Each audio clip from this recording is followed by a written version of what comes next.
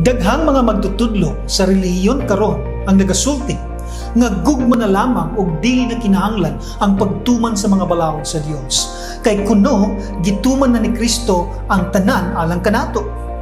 Apan gitudlo ba kini sa Biblia?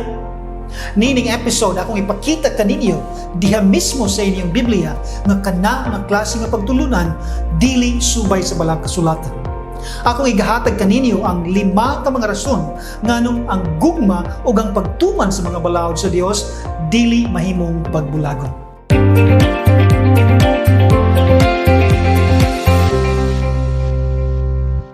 Sa miagi nato nga episode, atong nakita nga ang grasya o kaluoy sa Dios dili lisensya aron magpadayon sa pagpakasala.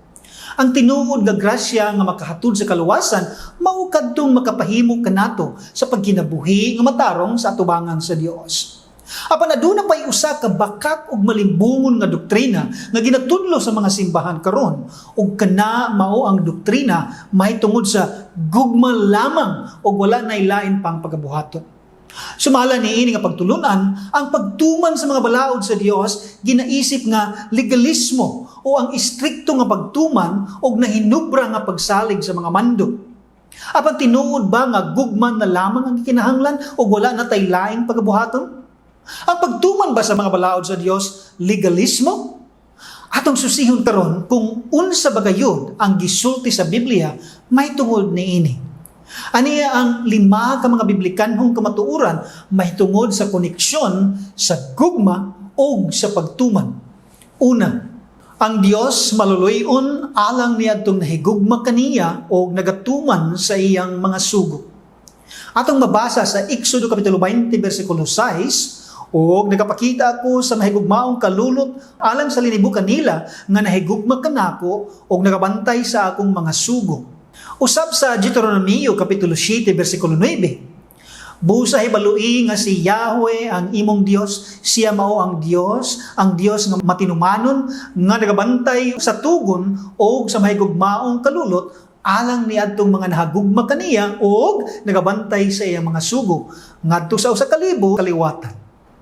Sa lain pa nga sulat sa Nehemias kapitulo 1 bersikulo 5, og miingon, nangaliyo po ako kaninyo o Yahweh, Diyos sa langit, ang dako og kahadlukan nga Dios nga nagabantay sa tugon og sa mahigugmaong kalulot kanila nga nahagugma kaniya og nagbantay sa iyang mga sugo. Si propeta Daniel usab nagingon sa Daniel kapitulo 9 bersikulo 4, og ako nagampo kang Yahweh nga akong Dios, og nanugid kaniya og miingon, o Ginoo, ang dako og makahaladlok nga Dios nga nagatuman sa tugon og mahigugmaong kalulot kanila nga nahagugma kaniya og kanila nga nagabantay sa iyang mga sugo. Kini og daghan pang mga bersikulo ang nagasulti og usa ka makanunayon nga mensahe.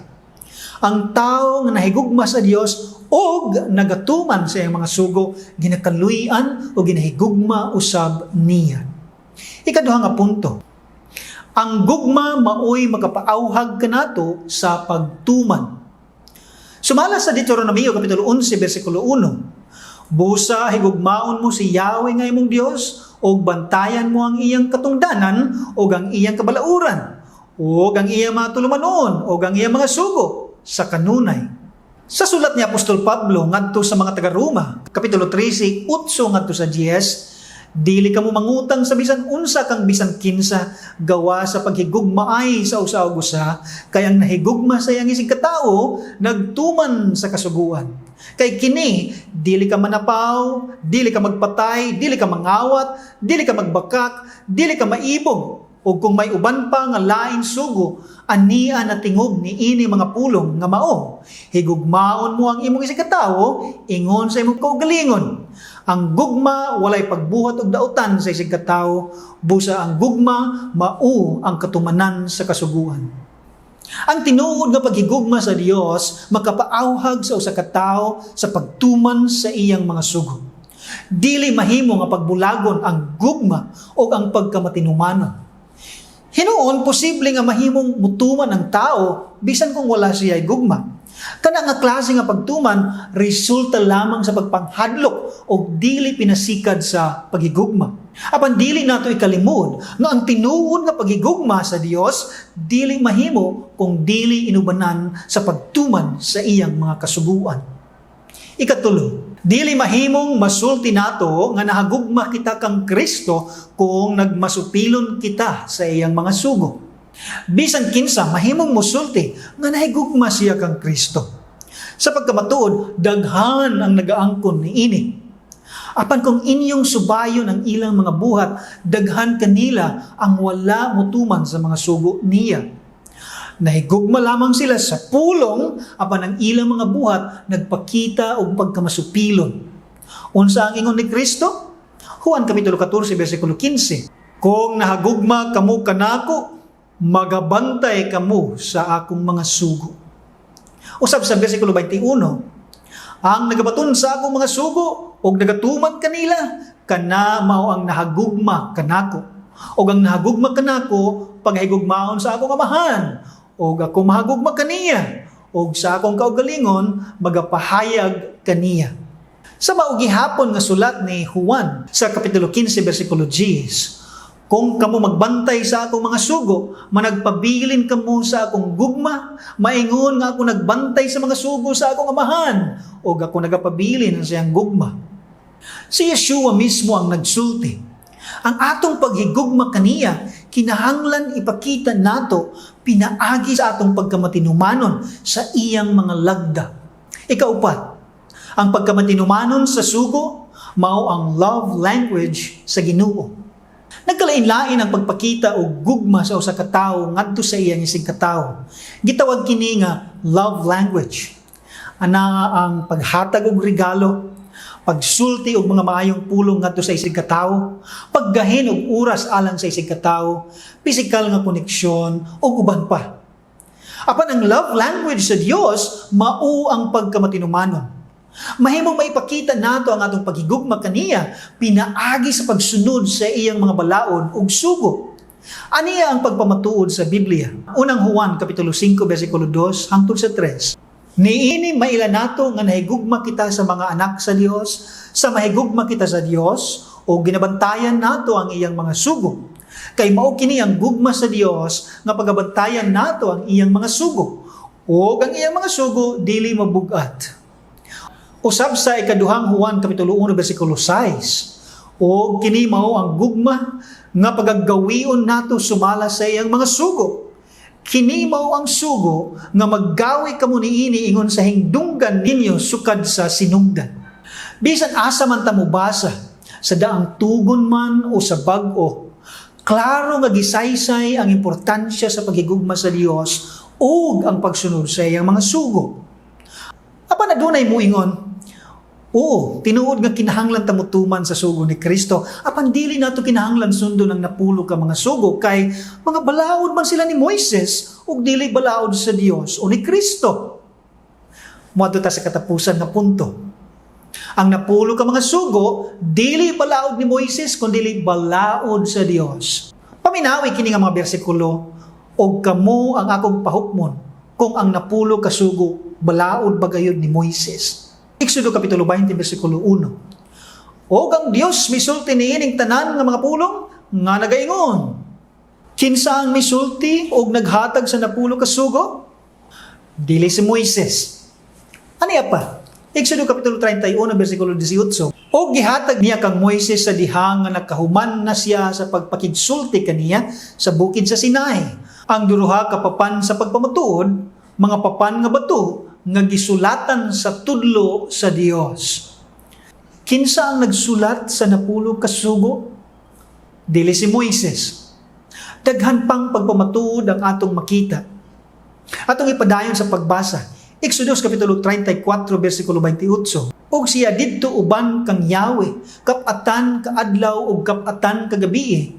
Siya wala makakaon og tinapay ni makainom og tubig, o gisulat niya sa mga papan ang mga pulong sa tugon, ang napulo ka mga sugo.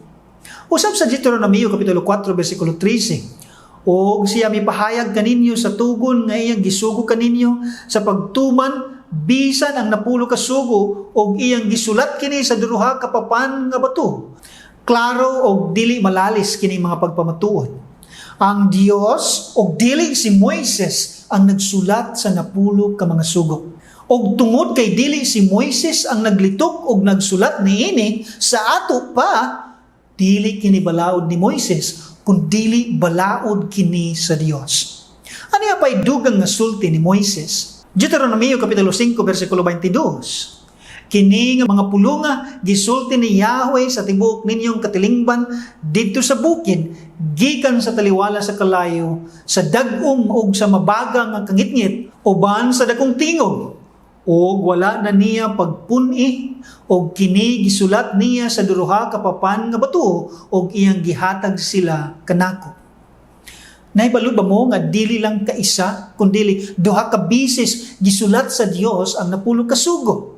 Basahon nato sa Exodo Kapitulo 34, versikulo 1. Og si Yahweh maingon kang Moises, magsapsap ka og duruha ka papan nga bato ingon sa mga nauna. O igasulat ko sa ibabaw ni anang mga papan ang pulong nga didto sa mga papan nga nauna nga gibuak mo. Usab sa Deuteronomio Kapitulo 10, versikulo 4, o gisulatan niya ang mga papan sumala sa nahasulat sa nauna ang napulo ka mga sugo nga gisulti ni Yahweh kaninyo dito sa bukid gikan sa taliwala sa kalayo sa adlaw sa pagkatigom o kini gihatag kanako ni Yahweh. Tingali ang uban mo ingon, oo, ang Dios ang naghatag sa napulo ka sugo og dili si Moises apan dili kini balaod ni Kristo kundi iya kini sa Amahan.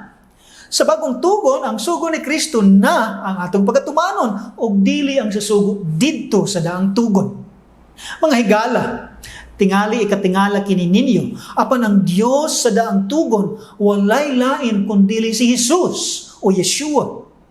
Oo, ang Dios nga giila ni Abraham, ni Moises, ug sa uban pang mga balaang tao sa daang tugon, mao ang Dios nga nahimong Kristo o Yeshua Messiah sa bagong tugon. Dili ako ang nagsulti ni Ana, kundili ang Biblia. Basahon nato. Juan Kapitulo 8, versikulo 56 hangtod sa 58. Si Abraham nga inyong amahan, nalipay sa pagtanaw sa akong adlaw, og nakita niya, og nagimaya siya. O niya ang mga Hudiyo na nagingon kaniya, wala ka pang ngani kaliman katuig, og nakakita ka na kang Abraham. Si Yeshua maingon kanila, sa pagkamatuod, nagaingon ako kaninyo, nga sa wala pa matao si Abraham, mauna ako. Si Kristo ang nakigistorya kang Abraham dito sa daang tugon. Siya usab ang may pakita kang Moises sa taliwala sa sapinit na misiga sa kalayo. Si Kristo ang nagdala sa mga Israelhanon gikan sa Ehipto ngadto sa kamingawan hangtod sa ilang milagroso ug malampuson nga pagtabok sa Red Sea. Si Kristo usab ang naghatag kanila sa napulo ka sugo dito sa bukid sa Sinai. Gipamatud-an kini ni Apostol Pablo sa unang Korinto Kapitulo 10, versikulo 1 hangtod sa 4. Kay dili ako buot mga igsoon, nga dili ninyo hibaluan, nga ang tanan natong mga ginikanan dito sa ilalom sa panganod, og silang tanan milata sa taliwala sa dagat, og ang tanan kang Moises gibautismuhan dito sa panganod og dito sa dagat. O ang tanan nangaon sa maugayod nga kalanon nga espirituhanon, silang tanan nanginom sa maugayod nga ilimnon nga espirituhanon, kay nanginom sila gikan sa usa ka bato nga espirituhanon nga nagsulod kanila. O ang bato mao si Kristo. Klaro mga higala, ang espirituhanong bato nga misunod sa mga Israelhanon sa ilang paggawas sa Ehipto mao si Kristo. Siya ang Dios sa daang tugon. Ang napulo ka mga sugo gisulat sa tudlo mismo ni Kristo. Busa siya ang maghahatag sa kasuguan o lawgiver. Sa Jacobo Kapitulo 4, versikulo 12, usa lamang ang maghahatag sa kasuguan o lawgiver o ang maghuhukom nga mao siya ang makaluwas o makalaglag. Apan kinsa ba ikaw nga maghukom sa imong isig katao? Usa kini sa mga kamatuoran sa Biblia nga wala itudlo sa inyong mga pastor o pari. Busabulahan kamo nga nakadungog niini karon. Tungod kay si Kristo man di ay ang nagsulat, naglitok o naghatag sa mga kasuguan, mahimo ba niya kining ilabay? Siya mismo ang atong pangutanhon o kaniya ang iyang tubag. Mateo 5, Kapitulo 17, hangtod sa 19. Dili kamo maghunahuna nga ako mianhi sa pagbungkag sa kasuguan, kung sa mga manalagna, wala ako muanhi sa pagbungkag, kung dili aron sa pagtuman. Kay sa pagkamatuod na gayon ako kaninyo, nga hangtod nga mahanaw ang langit ug yuta, walay pagasayloan sa kasuguan, bisan usa ka kudlit, bisan usa ka tulpok, hangtod nga ang tanan matuman sa hingpit. Tungod niini bisan kinsa nga maggalapas sa usan ini mga sugo nga labing diyutay o magatudlo sa mga tao sa ingon, paganganlan nga labing diyutay sa gingarian sa langit. Apan bisan kinsa nga magatuman o magapanudlo kanila, kini paganganlan nga dako sa gingharian sa langit. Daghan ang musulti nga gituman na ni Kristo ang kasuguan ug dili na nato kinahanglan tumanon kini. Pagkadako nga sayop kana nga pagtulunan. Sumala ni Kristo samtang aniya pa ang langit ug ang yuta, walay bisang gamay nga kudlit sa iyang mga kasuguan ang pagailisan ug igalabay. Kuyaw ang dangatan ni adtong wala na nagtuman sa mga balaod sa Dios ug nagatudlo sa uban sa paglabay kanila. Ayaw tuguti nga may apil ka sa pagkalimbong. Sa katapusan mga higala, atong nakita nga ang gugma o ang pagtuman sa mga sugo dili mahimong pagbulagon. Sama sila sa duha ka naong sa sinsilyo o sa duha ka sumpay sa kadina. Silang duha konektado o mag-uban ra. Sa musunod namo nga episode, atong tun-an ang ikaupat nga pagtulunan nga nagapalibog og naglimbong sa daghang mga Kristiyano karon. Og kana may kalabutan sa papel ni Kristo sa kaluwasan og ang atong katungdanan sa pagkabot niini. Bantayi ang dugang pagpamatuod nga atong pagatunan diha sa balaang kasulatan. Kini si Roel Campos og hangtod sa sunod na usab na pagtulunan dinhi sa biblicaltruths.tv.